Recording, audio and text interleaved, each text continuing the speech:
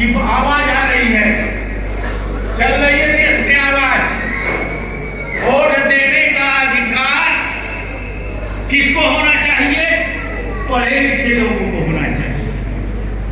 Vote देने का अधिकार पढ़े लिखे लोगों का होना चाहिए। और बाबा साहब doctor Ambedkar round table conference में गांधी को लताड़ा था।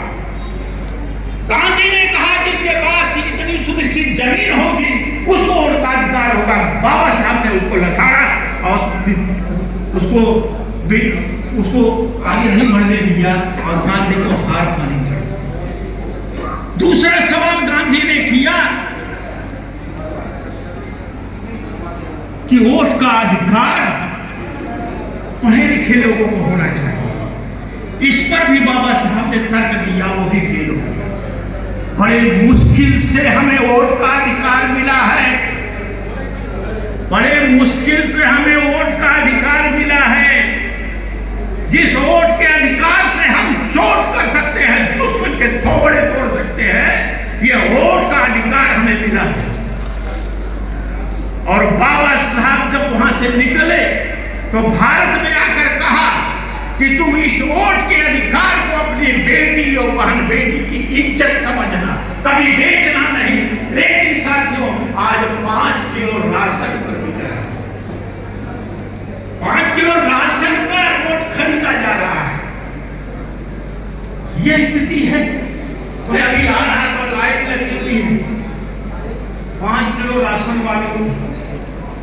बताइए, भारत का संविधान की प्रस्तावना पढ़िए, किसमें लिखा है? सामाजिक, आर्थिक, राजनीतिक न्याय।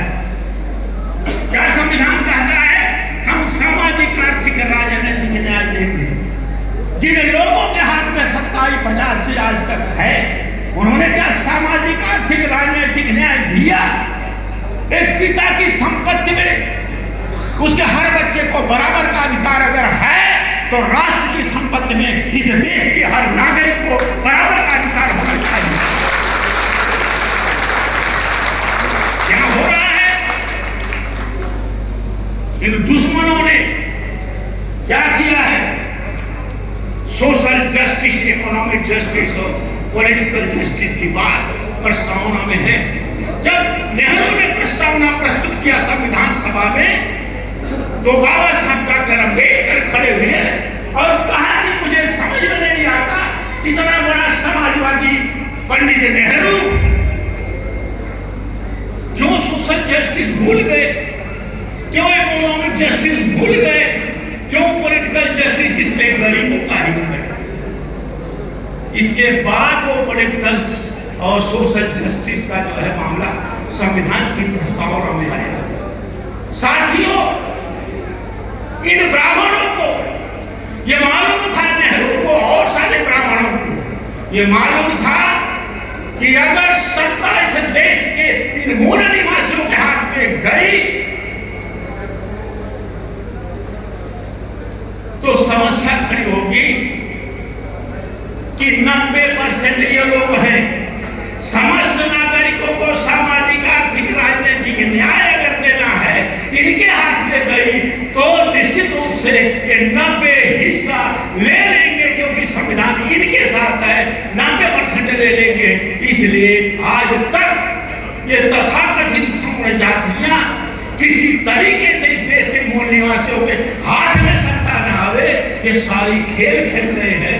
कहीं अनाज बांटा जा रहा है, कहीं अभी पैसे, इलेक्शन के समय में पैसे की नोट का नोट बांटा जाएगा, और भी तमाम चीजें बांटी जाएंगी। ये लोकतंत्र की हत्या है। तो इसलिए साथियों, आप सभी लोग रैदास जी के इस जन्मदिन पर संकल्प लेना चाहिए कि हम उस व्यवस्था को नकारेंगे जिस व्यवस्था ने हमें मान, सम्मान, स्वाभिमान पर जोर दिया। इसलिए मैं, क्योंकि मेरे पास पर्ची आ गई है, इसलिए मैं अनुशासन में ही रहूंगा। आगे कुछ न कहते हुए आप लोगों से निवेदन है कि इस जयंती के समारोह के अवसर पर आप लोग संकल्प लेकर जाइए कि हम इस देश में जो ब्राह्मणवादी व्यवस्था उसको फाड़ देंगे, उसको नकार देंगे। और तभी आपका खजार होगा। साथियों, इतना ही कहते हुए जय हिंद, जय भारत, जय भारत, जय संविधान।